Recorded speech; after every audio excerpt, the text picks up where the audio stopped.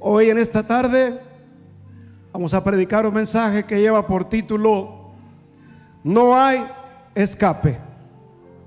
En días pasados, algunas semanas atrás, hubo unos fuegos muy fuertes por aquí alrededor. Inclusive llegó por aquí hasta Rialto, San Bernardino, donde mucha gente fue avisada a través de las autoridades de que evacuaran, que se salieran, porque venía un fuego muy fuerte y había peligro. Algunos obedecieron, se salieron, estuvieron a salvo. Algo otros no. Algo otros se quedaron tal vez por salvar su casa, o el fuego mismo los detuvo, no hubo salida, y ahí quedaron algunos asfixiados en los carros por el humo y por el fuego también. Otros quedaron calcinados en sus casas. No hubo escape para algunos de ellos y ahí se quedaron. Ahora la palabra de nuestro Dios nos dice en Amós 3:8: si el león ruge, ¿quién no temerá? Si habla Jehová el Señor, ¿quién no profetizará? Amós significa portador, su nombre, carga. Él fue llamado, nos dice él mismo en Amós 7:15, y Jehová me tomó detrás del ganado, fíjense, y me dijo: ve y profetiza a mi pueblo Israel. En ese tiempo había dos reinos: el reino de Israel, que era el reino del norte; el reino del sur, que era Judá. En el reino del sur había 2 tribus, en el reino del norte había 10 tribus. Pero Dios envió a Amós a profetizar, a anunciar la palabra a Israel, al reino del norte. Entonces miramos cómo llega un hombre que es sacado detrás del ganado. Su trabajo era boyero, que cuidaba ganado, y también era agricultor de higos silvestres. Y llega de un campo a una ciudad totalmente diferente a la cultura, pero él obedece al llamado de Dios, que le dice: ve y profetiza a mi pueblo Israel. Y él llega con esta introducción diciendo: Jehová rugirá desde Sión, y su voz se oirá desde Jerusalén.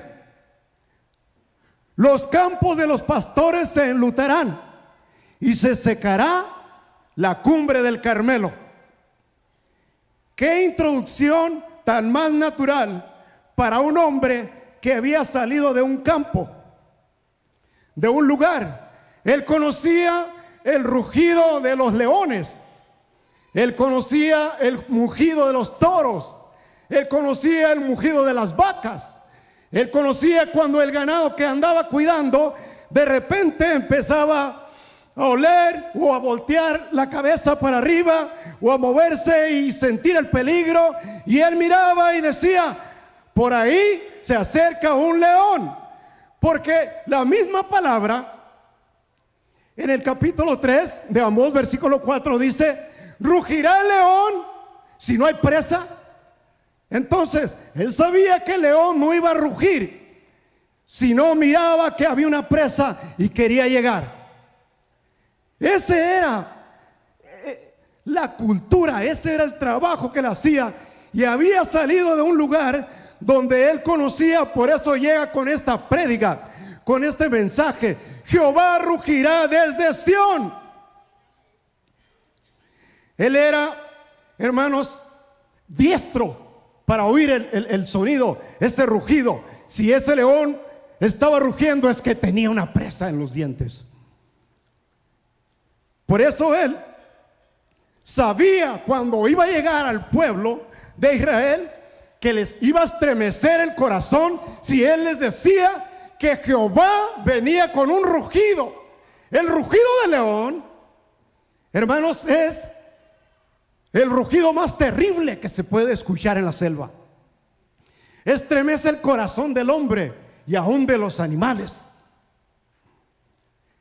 Pero el mensaje de él no llega directamente hablándole a Israel, así como a veces nosotros llegamos hablando de una manera muy directa a alguien.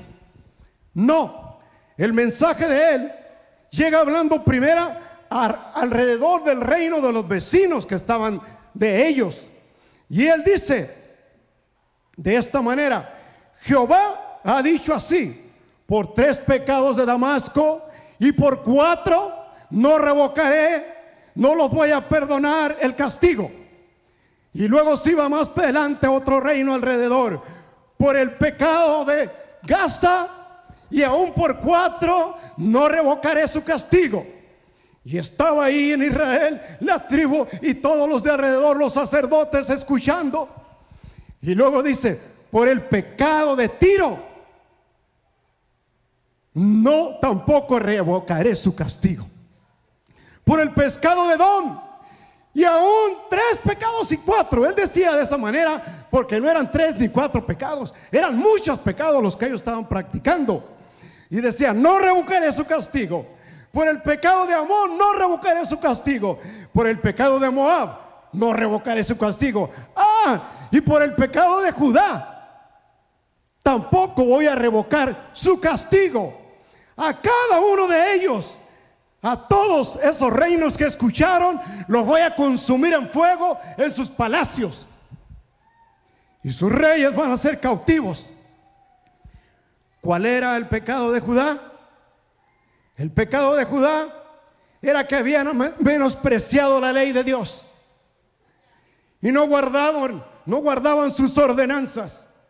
La palabra nos dice en Levítico 26:1: no haréis para vosotros ídolos, ni escultura, ni os levantaréis estatua, ni pondréis en vuestra tierra piedra pintada para inclinarnos a ella, porque yo soy Jehová vuestro Dios, decía el Señor. Y él ya le había dicho de todos los reinos alrededor, pero faltaban ellos. Dice: tú también, Israel, a ti también te traigo un mensaje, porque ustedes han pecado demasiado.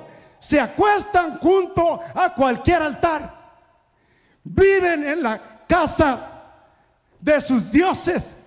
Ustedes practican lo que están practicando, los que yo les estoy hablando. Y quiero decirles, hermanos, que la palabra del Señor habla de 3 pecados que pueden arruinar una nación. Ahí en ese lugar del norte, por ahí en Samaria y en Betel, toda la gente practicaba los pecados más horribles que se pueden escuchar. Betel tenía un becerro de oro, a ese adoraban. Y el pueblo de Dios se estaba inclinando a hacer esas cosas. Pero hay 3 pecados que consumen a un país, a una nación. Y lo tenemos en Amós 6:4-6. Nos dice que cuando el pueblo se desenfrena en la carne y en la glotonería y el sexo, allí, hermanos, es donde hay una destrucción tremenda a una nación. Porque duermen en camas de marfil y reposan en sus lechos, les dice el profeta. Y no para eso. Luego después viene el otro pecado que también es muy peligroso: la música. Dice: ustedes tienen flautas muy bonitas, ustedes tienen instrumentos musicales que han inventado, así como David, y se regocijan sensualmente. Pero quiero decirles que los instrumentos son para adorar y glorificar el nombre de nuestro Dios. Por eso los hizo David. Pero ellos estaban totalmente fuera de control en ese tiempo. Y el otro es, hermanos, la embriaguez. Ellos tomaban en tazones, eran alcohólicos. Se dice que una ciudad de 250 millones, el 9% son alcohólicos, el 36% ya trataron con el alcohol. El 50% de ellos, de los accidentes automovilísticos, son por la embriaguez. Así que traía un mensaje muy duro aquí el profeta. Y también les da un recordatorio. Les dice: a ustedes ya se les olvidó que los saqué de Egipto. A ustedes ya se les olvidó que los saqué de la esclavitud. A ustedes ya se les olvidó que los saqué por el desierto. Los traje por ahí 40 años. Y no solo eso, los libré del enemigo de las ciudades donde ustedes entraban. Les di pan, les di alimento. Ya se les olvidó. Les levanté hijos por profetas, y ahora ustedes les dicen que no profeticen. ¿Por qué? Porque el sacerdote Macías, cuando escuchó el mensaje por el profeta Amós, le dice: tú, profeta, vete a Judá y allá profetiza. Ve y come allá tu pan y déjanos en paz. Oh, porque el mensaje era duro, el mensaje era difícil de resistir. Pero yo quiero decirle hoy en este día que la palabra del Señor nos dice, Amós 3:7, porque no, hermanos, no habrá nada que Jehová el Señor no revele a sus siervos los profetas. No va a haber nada que Jehová no revele. Este texto, pastor, me hace temblar, porque yo sé que el Dios le da, aleluya, la visión, le da la alerta, la advertencia cuando el pueblo de Dios está en peligro. Dios no le escondió a Noé. Cuando iba a venir el diluvio, Él le dijo: prepara un arca. Dios no le escondió a Abraham cuando iba a destruir a Sodoma y Gomorra. Él le dijo, empezó a interceder, por supuesto, Abraham: si hay 50, ¿los vas a destruir? No por amor a los 50. Si hay 45, no por amor a los 45. No se enoje mi Señor. Ya empecé a hablar. Si hay 40, y ahí se va. Si hay 30, si hay 20, si hay 10, no había ningún justo. Alabado sea el nombre del Señor, por lo cual el Señor consumió a esa ciudad por la depravación y el pecado en fuego y azufre. Como en ese tiempo no dejaban hablar al profeta y querían que se fuera. Esto me recuerda, hermanos, algo muy similar. Cuando el Señor Jesucristo iba a entrar en Jerusalén, en la entrada triunfal, me recuerda que cuando llegaban ya cerca de la bajada del Monte de los Olivos, dice que la multitud de los discípulos, gozándose, comenzó a alabar a Dios a grandes voces por todas las maravillas que habían visto. Oye, hermano, ¿quién no se va a gozar? Si Dios hizo un milagro en mi vida, ¿quién no se va a gozar? Si yo sufría algo antes y ahora estoy libre, si ahora el Señor me ha liberado de tantas cosas que antes tenía en la mente o pensamientos, ahora le sirvo a un Dios. Ellos que miraban que un ciego había sanado, a lo mejor ahí venía con ellos. Ellos que un paralítico o un leproso, ahí venía con ellos. Por lo tal, estaban celebrando la entrada triunfal del Señor, diciendo: bendito el Rey que viene en el nombre del Señor, paz en el cielo y gloria en las alturas.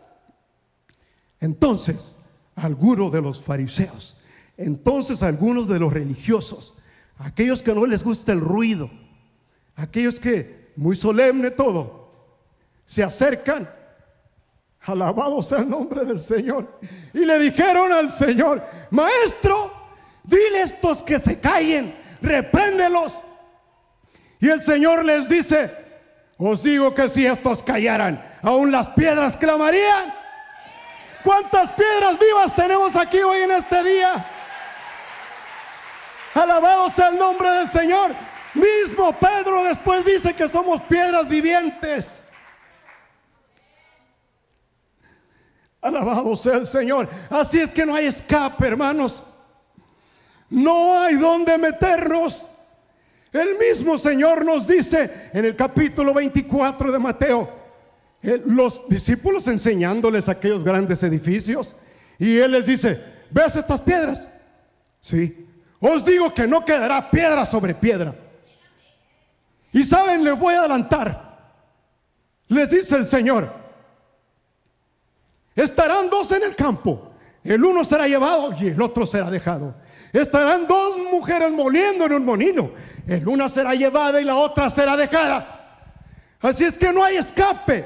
Hay un juicio que viene, como el juicio que venía hablando Amós al norte, allá en Israel, a esos hombres que dormían los padres y los hijos con las mismas doncellas. Era terrible el pecado, hermanos. El rey Omri, padre de Acab, era el que había construido el palacio allá en Samaria, donde celebraban todos los desenfrenos. Allí el rey Jeroboam. Era peligroso, hermanos. Por eso cuando viene la voz de Dios, por eso cuando viene el profeta, anuncia. Y cuando viene y proclama y dice: cuídense, hay peligro, el león está rugiendo, es porque ya agarró una presa, ya cayó alguien en sus manos. Dios tenga misericordia de nosotros. ¿Ustedes creen que alguien va a escapar? Asimismo, el remanente de Jacob será entre las naciones, en medio de mucho pueblo, como el león entre las bestias de la selva, como el cachorro de león entre las manadas de las ovejas, el cual, si pasare y hollare, agarrare la presa, no hay quien escape. ¿Ustedes creen que podemos jugar a la iglesita? ¿Ustedes creen que podemos venir, entrar y salir y no hay nadie que nos está cuidando? No hay nada en esta tierra que Jehová no revele a sus siervos los profetas. Todo sale a la luz. El Señor entrando, enseñando en la sinagoga de Capernaum, en San Juan capítulo 6, Él les dice: yo soy el pan de vida, y el que comiere de este pan no tendrá hambre jamás, sino que vivirá para siempre y tendrá vida eterna. Ese es el pan que descendió del cielo. Algunos se quedaban escuchando y decían: es muy dura esta palabra, es dura de resistir esta palabra. Y entonces el Señor, como miró que algunos empezaron a irse, algunos discípulos empezaron a caminar, porque la palabra era dura, Él decía que tenían que comer su carne, que representa el pan del cielo. Vuestros padres antiguos comieron el maná allá en el desierto y murieron, pero yo soy el pan de vida, yo soy la carne que tengo que dar la vida por ustedes. Alabado sea nuestro Dios. Y ellos empezaron a irse, empezaron a hacer fila. El Señor llama a los 12 y les dice: ¿ustedes también quieren irse? Pedro, el más atrevido, le responde y le dice: Señor, ¿a dónde iremos? Si tú eres el único que tiene palabras de vida eterna, y tú eres el Cordero, tú eres el único Dios, el único Cristo. ¿A dónde nos vamos a ir, Señor? Si solo tú eres el refugio, solo tú eres el auxilio, solo tú eres, Señor, el que perdona todas mis ofensas y mis iniquidades. Por eso el mensaje de este hombre era muy duro, hermanos. En el mismo libro, en Amós 8:11 dice: he aquí vienen días en los cuales enviaré hambre a la tierra, no hambre de pan ni de sed de agua, sino de oír palabra de Dios. Hermano, hermana, que has estado escuchando la palabra de Dios y ahorita puedes caminar bien, ahorita puedes moverte de un lado a otro, ahorita puedes viajar. Qué bueno, me da gusto, pero va a venir días donde tú te vas a encontrar con sequía y pan si no te entregas al Señor. Va a venir un desierto, va a venir una enfermedad a tu vida, donde estés en el último momento y diciendo: yo escuché la palabra de Dios, yo escuché al predicador, yo escuché al pastor y yo tenía fuerzas todavía. Hemos bautizado gente en el último momento de su vida que tienen hambre del pan que desciende del cielo. Alabado sea nuestro Dios. Por eso, hermanos, es necesario que ahorita que tenemos fuerzas, recibamos el mensaje de la palabra del Señor, recibamos esa presencia divina. Y también dice Amós 9:3: si se escondieren en la cumbre del Carmelo, allí lo buscaré y los tomaré. Y aunque se escondieren, fíjese, delante de mis ojos, en lo profundo de la mar, allí los voy a sacar. Allí voy a enviar la serpiente y los va a morder. No hay escape, hermano. Usted que ya escuchó la palabra de Dios, usted que ya fue a una cena, Mateo, o una célula, usted, hermano, que ya estuvo asistiendo a este templo varias veces, usted que está siendo preparado ya para recibir el bautismo en el nombre de Jesucristo, lo felicitamos. Pero aquellos que solamente están yendo y viniendo de un lado para otro y llegan y se van como nubes fluctuantes, tengamos cuidado, porque va a llegar un tiempo difícil a sus vidas. Va a querer, el mismo profeta lo dice, va a querer usted correr de león y lo va a encontrar el oso. Va a querer correr usted del oso y se va a ir a su casa todo cansado, y va a poner su mano en la pared y ahí lo va a morder la serpiente, va a morir de un veneno. Oh, alabado sea el nombre del Señor, porque Él es bueno y para siempre es su misericordia. Su palabra es fiel, su palabra es la que nos sustenta. Y aunque sea duro el mensaje, aunque a veces escuchamos palabra muy difícil, que digamos como algunos de aquellos: que dura es esta palabra. Porque la palabra reprende, la palabra redarguye, la palabra exhorta y la palabra también enseña. Por eso es necesario, hermanos, que vivamos una vida fiel delante de Dios. Una vida, hermanos, consagrada. Sabe que el Señor no dice que Él se arrepentía de hacer tal cosa. Les iba a enviar plaga de langostas, les iba a cortar la lluvia al pueblo de Israel, y dice que ni aún así ellos se volvían a Jehová. Todavía y se quedaban esperando otra prueba. Pero déjeme decirle por qué no enviaba el Señor todavía el castigo a ellos. Porque aquí, en esta iglesia, Fuente de Verdad, hay un remanente que, aunque no está presente, hay con rodillas dobladas, aunque no tengan piernas, intercediendo por este lugar, por cada uno de nosotros. Tal vez usted no lo mira, tal vez usted no lo siente, pero hay alguien, hay personas que no pueden venir a este lugar por causa de su salud, pero su corazón está aquí con nosotros, rogando por nosotros e intercediendo por nosotros. Por eso el Señor no derramaba la ira, porque ahí en Israel había un rebaño pequeño, ahí había un remanente que tenían temor todavía, y eso era lo que los salvaba. Pero, hermanos, de cualquier forma llegó el castigo. No nos vamos a salvar nosotros, hermanos, solamente viviendo una vida de un lado a otro, brincando de aquí o para allá, o con una vida doble, con una mente doble, con un doble ánimo. No, el Señor así no nos va a salvar de esta perversa generación. Tenemos que estar en serio sirviéndole al Señor, de una manera recta, de una manera fiel, de una manera genuina, porque los injustos van a ir a la condenación eterna y los justos a la vida eterna.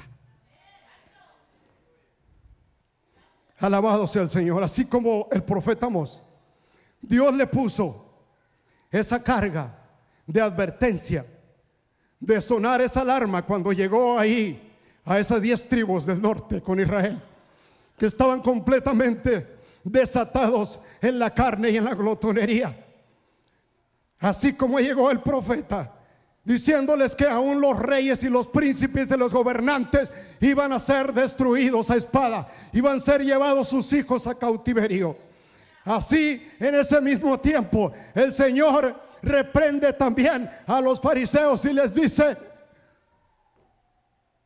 ustedes ponen cargas que no pueden llevar. Y hay veces que así somos nosotros. Pero el nombre del Señor sea glorificado, que Él nos guarde y nos libre de hablar así. Porque está, hermanos, establecido.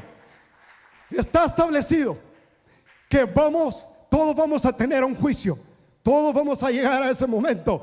Pero yo quiero ir al juicio eterno, donde el Señor me reciba, hermanos, con un galardón ahí, y que diga: gracias, bienvenido, en lo poco fuiste fiel y en lo mucho te pondré, entra el gozo de tu Señor. Porque cada uno de nosotros vamos a dar cuenta. Cada uno de nosotros nos vamos a encontrar ante ese lugar. Los injustos y los justos. Aunque sí tenemos, y hay palabra que dice que el sol sale para los justos y los injustos, para los buenos y para los malos. Pero nosotros no debemos de irnos a la línea de los malos. Debemos estar en el lado de los buenos, en el nombre de Jesús. Qué hermoso es servirle al Señor. Qué hermoso es vivir una vida recta delante de Dios. Yo creí que me iba a escapar, hermanos. Yo creí que me iba a escapar de la presencia del Señor cuando era un joven que tenía aproximadamente 22 años.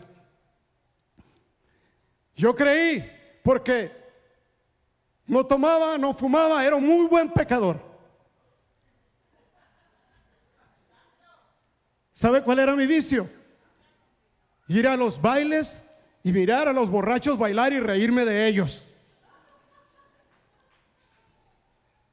Pero una vez me metí en problemas, uno me quiso pegar porque me estaba riendo. Era un espíritu burlesco el que yo tenía. Oh, pero alabado sea el nombre del Señor.